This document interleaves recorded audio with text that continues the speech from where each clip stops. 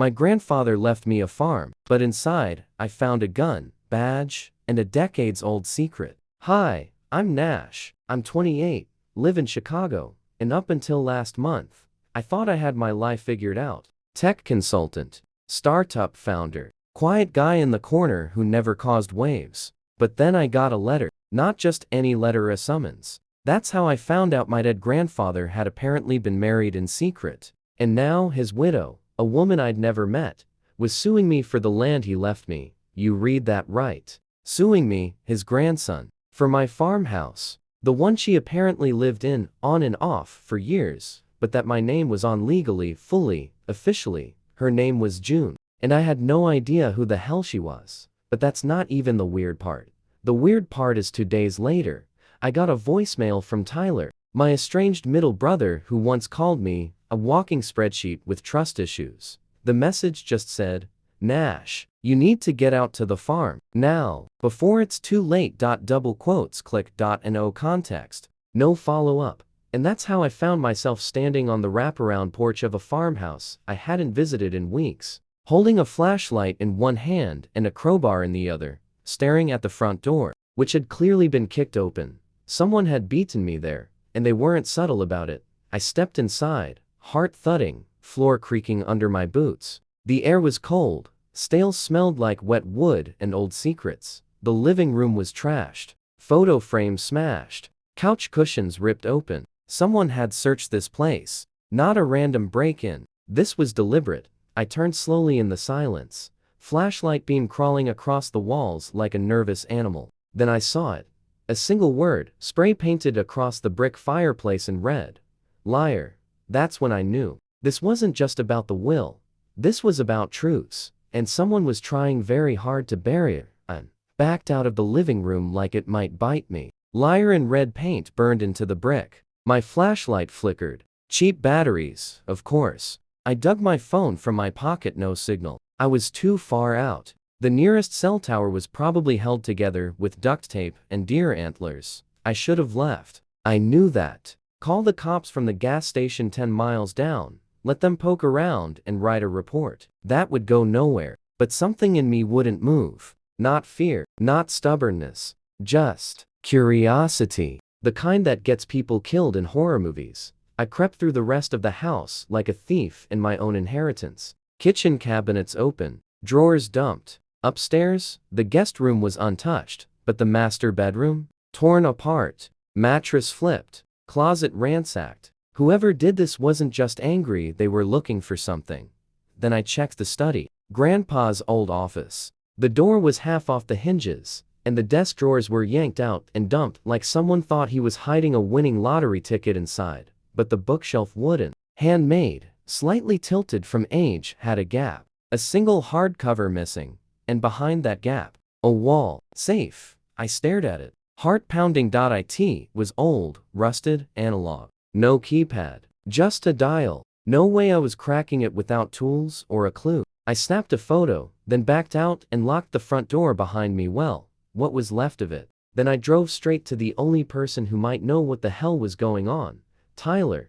He lived in a converted garage behind a tattoo parlor in Logan Square. I found him shirtless, barefoot, and eating beans out of a can while watching a conspiracy theory video on mute. He barely blinked when I walked in. So, he said, you saw it? The break-in? Yeah. Want to tell me what the hell's going on? He sighed and muted his phone. I got a call from a guy named Rudy. Said he used to do odd jobs for Grandpa. Claimed there was something hidden at the farm. Something worth money. Then June shows up in the picture, calls Rudy off. Next thing I know, I get an anonymous tip. Someone's planning to torch the place. Torch it? Or strip it for salvage. Either way, it's not about the land anymore. It's about whatever Grandpa buried out there. And you believe him? Tyler leaned back, balancing on 2 legs of his chair. I believe there's a reason someone broke in and wrote liar on the wall like they were pissed at a ghost. I showed him the photo of the safe. He whistled. Now we're talking. Any chance you know the combo? He shook his head. No, but I know who might. I raised an eyebrow. Tyler grinned, reached for his phone, and said 2 words I never expected to hear. Let's go visit Aunt Margot. Aunt Margot lived in a trailer parked on a bluff above Lake Allegan. She wasn't technically our aunt, just Grandpa's cousin, my second or third, depending on who you asked. Family tree was a mess. She looked like someone who had once punched a bear and then taught it how to step, wore aviators at night, smoked clove cigarettes, and owned 3 Rottweilers named Doom, Gloom, and Carl. When Tyler and I showed up unannounced, she was out back fixing a wind chime made of spoons. She didn't flinch when we parked, just pointed at the porch. "If this is about the land," she said without turning, "I don't want it." Tyler gave me a look that said, "Let me handle this," then stepped forward. "We're not here to fight. We found the safe." That made her pause. "Which one?" she asked. I blinked. "There's more than one." Margot finally turned. Her eyes were sharp, calculating. She sized me up like I was a weird casserole someone brought to a potluck. "So you're the grandson he left everything to?" "Nash," I nodded. "You knew?" "Course I knew. He told me 2 weeks before he died. Said, I'm leaving it all to the only one who never asked me for anything." She took a drag from her cigarette. "Guess that was you." I didn't know what to say, but Tyler cut in. "We need the combination, Margot. Someone broke in, tore the place up. They're looking for something. They'll find jack squat if they keep looking like amateurs," she muttered. "But fine." He gave me one code, wrote it on a napkin, and told me not to touch anything unless things got weird. "This weird enough?" "More than," I said. She went inside. 5 minutes later, she came back with the stained diner napkin folded in half. She handed it to me without a word. Written in shaky blue ink was, 1804-36, "Try it," she said. "But be careful what you're unlocking. Your granddad was a complicated man."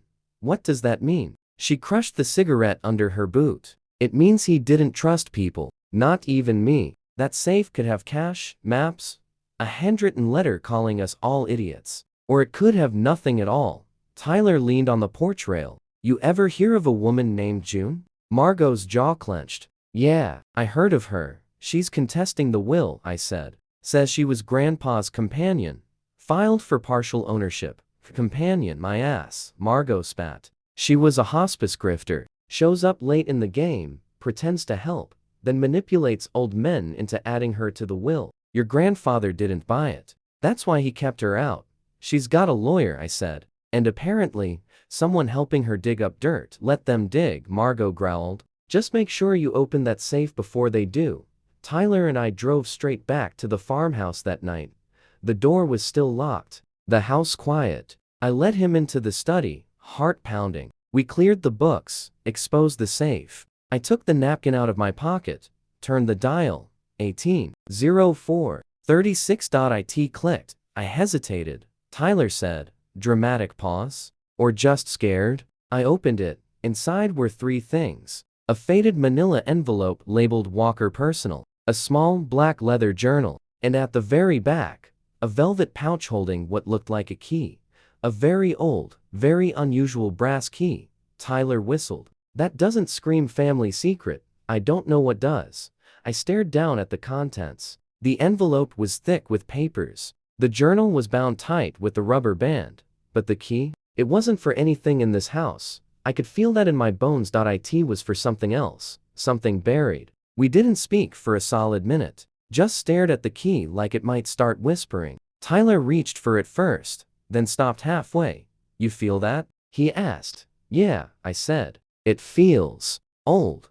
Not just in the antique sense. The kind of old that carried weight. Like it had opened something important once and hadn't been used in a long, long time." I took it out gently. It was heavy in the palm. Brass, ornate, with strange etchings along the shaft. Not letters. Not numbers. Almost like tiny symbols carved by hand. A lock this belonged to wouldn't be on a door. It'd be on something hidden. Tyler grabbed the envelope marked Walker Personal and pulled out a stack of yellow documents. Legal forms. Bank transfers. A notarized affidavit. His eyes scanned fast. "This is nuts. These are deeds. Not just for the farmhouse. There's land in Kalamazoo, and another plot near Traverse City, all in Grandpa's name, unlisted on the county site." I blinked. Why hide them? Maybe he didn't trust the family. Maybe he didn't trust the system. Or maybe, Tyler flipped to the last page, he was hiding from something. The last paper was a letter, typed, 1 paragraph. Signed in pen. If this ends up in your hands, Nash, then you were the one who stayed good. The others don't know what I kept. Don't tell them unless you have to. If you find the lock, the key will make sense. But only if you're smart enough not to use it too soon. Gee, Walkeri read it 3 times. My stomach turned on itself. What the hell did he mean by don't use it too soon? Tyler shrugged. Typical grandpa cryptic nonsense. Probably means it opens the Ark of the Covenant. Or his old porn stash. Flip a coin. I wasn't laughing. Because in the back of the safe, tucked in behind the journal, was a folded map. Hand-drawn. Rough sketch of the farmhouse layout. Fields, the tree line, and a red X scrawled past the north fence. Deep in the woods. I handed it to Tyler. You ever go back there? He nodded slowly. Once. Got lost for 2 hours. Grandpa found me with a flashlight and didn't say a word the whole walk back. Just gave me a Pop-Tart and locked the back door.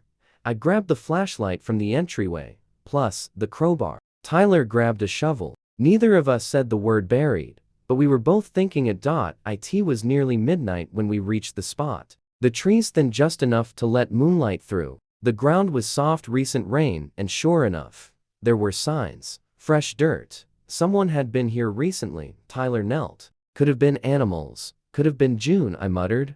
We dug slowly, carefully, until the shovel hit something solid. Not metal. Wood. A box. We cleared the dirt and pulled it out together. Heavy. Old. Iron latches. And right there, dead center, was a keyhole that matched the exact size and shape of Grandpa's brass key. Tyler exhaled. Well, damn. Slipped the key in. It turned with a soft click. Then I opened the lid. Inside was a sealed envelope, thick, with folded papers. A cloth-wrapped bundle, and resting on top a .38 revolver, loaded, clean, oiled, waiting. Tyler let out a low whistle. So, wanna tell me we just found a normal family heirloom? I stared at the gun, at the documents, at the key still warm in my hand. No, I said. We just found the part of Grandpa's life he never wanted anyone to know about.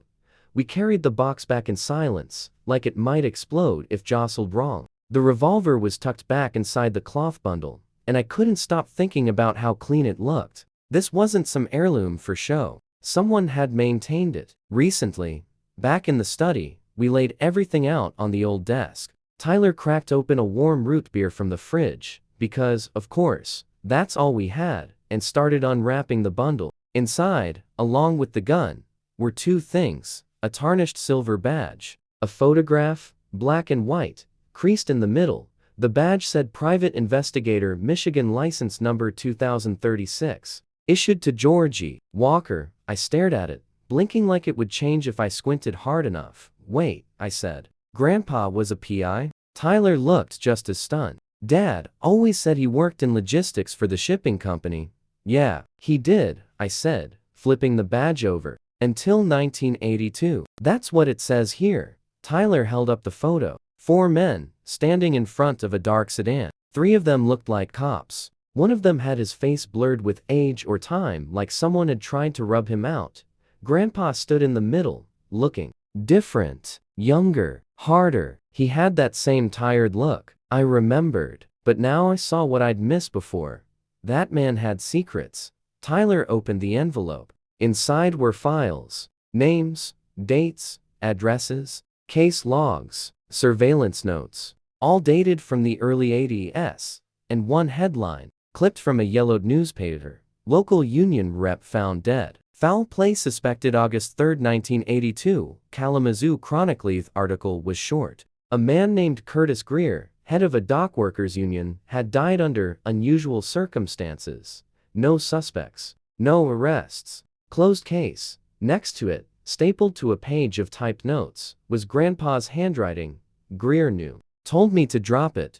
Then he turned up in the river. This goes deeper than theft. Surveillance ongoing. June keeps calling. Can't trust her. I froze. Tyler leaned closer. Wait, June? As in? Yeah, I said slowly. Same name. Tyler's eyebrows shot up. You think it's our June?